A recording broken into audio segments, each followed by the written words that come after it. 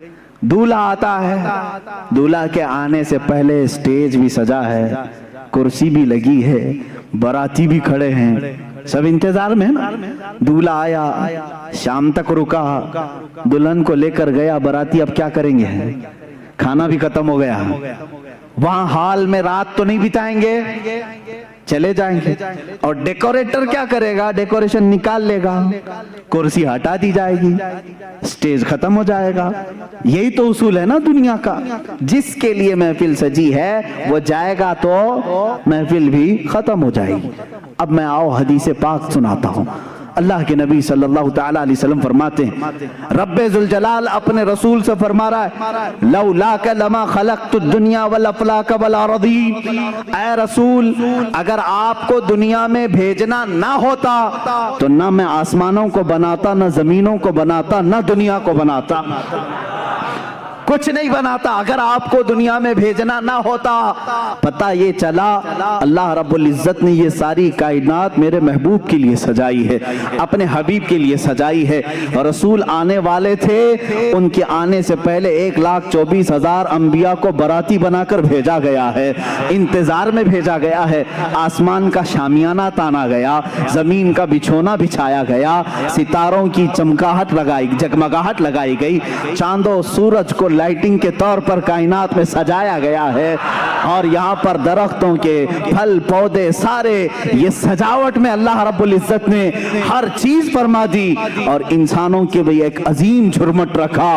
और उसके बाद अल्लाह का वो महबूब दूल्हा बनकर 12 रबीउल अव्वल शरीफ को आया, जिसके इंतजार में सारी कायनात थी। चांद भी उसी के इंतजार में था, सूरज भी उसी के इंतजार में था, आसमान भी उसी के इंतजार में है, जमीन भी उसी के इंतजार में है, अंबिया भी उसी के कसीदे पढ़ करके दुनिया से गए। अब वो रसूल दूल्हा बनकर के आया, अपनी हयात तय्यबा के 63 साला उस रसूल पाक ने जाहिरी जिंदगी में गुजारे। अब मैं आपसे सवाल करता हूं, रसूल 63 साल के बाद अपने आप को पर्दा फरमा लिया, हमारे चश्मे आलम से रूपोश हुए। सर, दुनिया का सबसे बड़ा यूनिवर्सल ट्रूथ अगर कोई है ना, वो ये है कि कायनात अल्लाह ने क्यों बनाई है। दुनिया में सबसे बड़ा ट्रुथ, अल्लाह की हस्ती के बाद कोई हो सकता है तो वो क्या हो सकता है कि अल्लाह ने क्यों दुनिया को और कायनात को पैदा किया, यही है ना। तो पूरा कुरान इससे खाली है? खाली नहीं है, कुरान में जगह जगह है।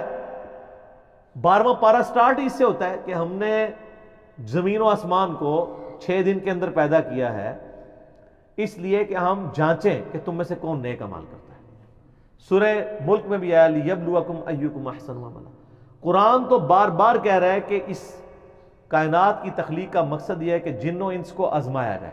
वमा खलक़तुल जिन्न वल इंसा इल्ला लियअबुदून। ये कहते हैं नहीं कायनात पैदा हुई है नबी इस्लाम के लिए, तो सर कुरान में तो कहीं नहीं लिखा हुआ। वो कहते नहीं हाकिम में एक रवायत मौजूद है। अच्छा, वो हाकिम के अंदर रवायत मौजूद है तो कुरान में तो कोई नहीं है। और उसको रिलेट किया, वो पूरी हदीस है कि जी हज़रत आदम अलैहिस्सलाम की तौबा जो है नबी इस्लाम के वसीले से कबूल हुई। और वो कहते हैं जी वो वास्ता देते रहे, फिर अल्लाह ताला ने पूछा है आदम तुम्हें कैसे पता कि मोहम्मद भी कोई शख्सियत है? तो उन्होंने कहा कि वो मैंने जो है वो तेरे नाम के साथ नबी इस्लाम का नाम देखा था तो मैंने उसी से जज कर लिया। तो फिर नबी इस्लाम के हवाले से अल्लाह ताला ने आदम अलैहिस्सलाम को कहा कि ये तो वो हस्ती है कि अगर मैं इनको ना पैदा करता तो मैं कायनात पैदा ना करता। सर इतना बड़ा ट्रूथ कुरान तो कोई नहीं बता रहा। फिर किस्सा आदम और इब्लीस और हजरत आदम की तौबा का वाकया कुरान पाक में 7 दफा है, 7 दफा ही स्किप हो गया। उल्टा दुआ भी आई है सूरतुल अराफ के अंदर, रब्बना ज़लमना अनफुसना व इल्लम तगफिर लना व तरहमना लनकूनन्ना मिनल खासिरीन। इसके साथ ही आ जाता कि उन्होंने फिर वास्ता भी पेश किया था। वो हाकिम के अंदर रवायत है। इसीलिए शाह वलीउल्लाह देलवी ने हुज्जतुल्लाह बालगा में लिखा है कि हाकिम ने दावा तो किया है कि बुखारी मुस्लिम की शर्त पे हदीसें लेके आ रहा है, लेकिन जब आप चेक करते हैं तो 50% से ज्यादा रवायतें जाली हैं। तो सुन्नी मनहज पे वही होगा जो किताब और सुन्नत को फॉलो करने वाला होगा, बाबों का मानने वाला नहीं, किताबों का मानने वाला। ठीक हो गया।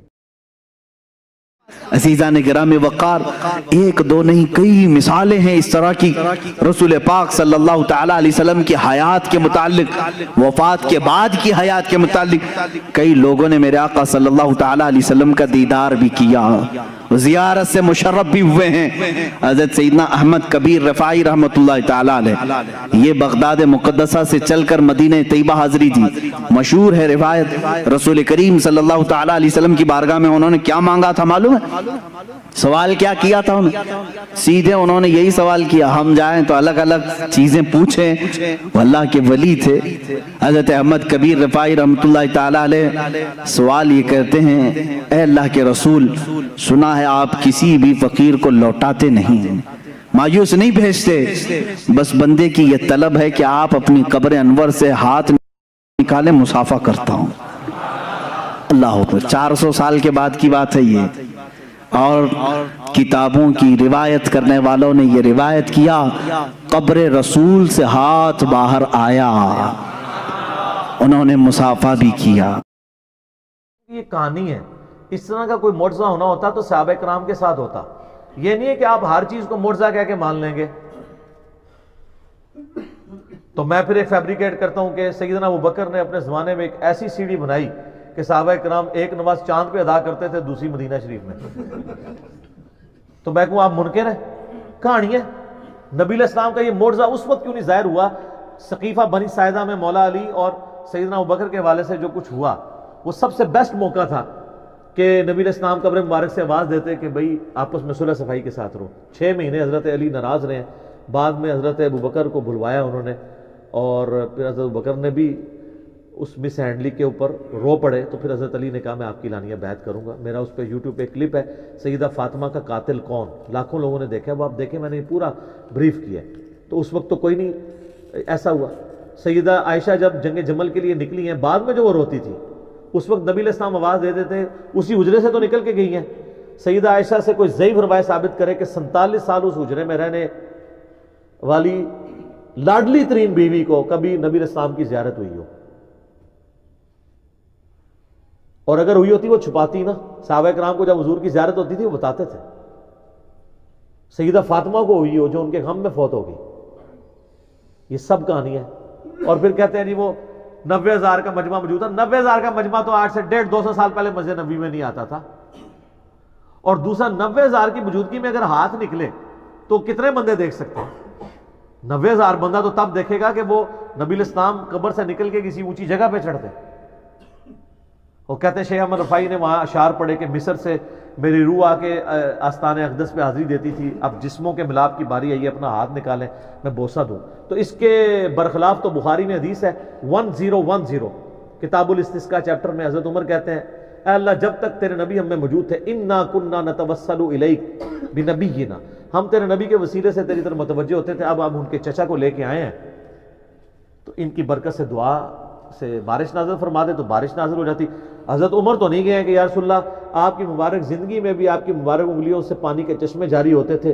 اور مسلم شریف میں ہے کہ حضرت عمر کے مشورے پہ ایک دفعہ ایسے ہوا تو وہ کہتے ہیں کہ میں نے خود بھی دیکھا ہے، آپ نے پہلے بھی میرے مشورے پہ ایسا معجزہ آپ سے ظاہر ہوا تھا، تو ہاتھ مبارک قبر سے باہر نکالیں، ہم یہ پیالہ لے کے آئے تو پانی کے چشمے جاری ہو جائیں۔ ان کو پتا تھا نبی علیہ السلام سے وفات کے بعد اب یہ کمیونیکیشن نہیں ہو سکتی۔ السلام علیکم ورحمۃ اللہ وبرکاتہ۔ امید کرتا ہوں دوستو آپ سبھی لوگ خیریت سے ہوگے، اور یہ بھی امید کرتا ہوں دوستو کہ آپ کو ویڈیو پسند آیا ہوگا۔ اگر آیا ہے تو لائک کمنٹ شیئر کر دیجئے اور ہمارے چینل کو سبسکرائب کر لیجئے۔ تو پھر انشاءاللہ پھر ملیں گے اگلی ویڈیو میں، تب تک کے لیے اپنا خیال رکھیے۔ اللہ حافظ، السلام علیکم۔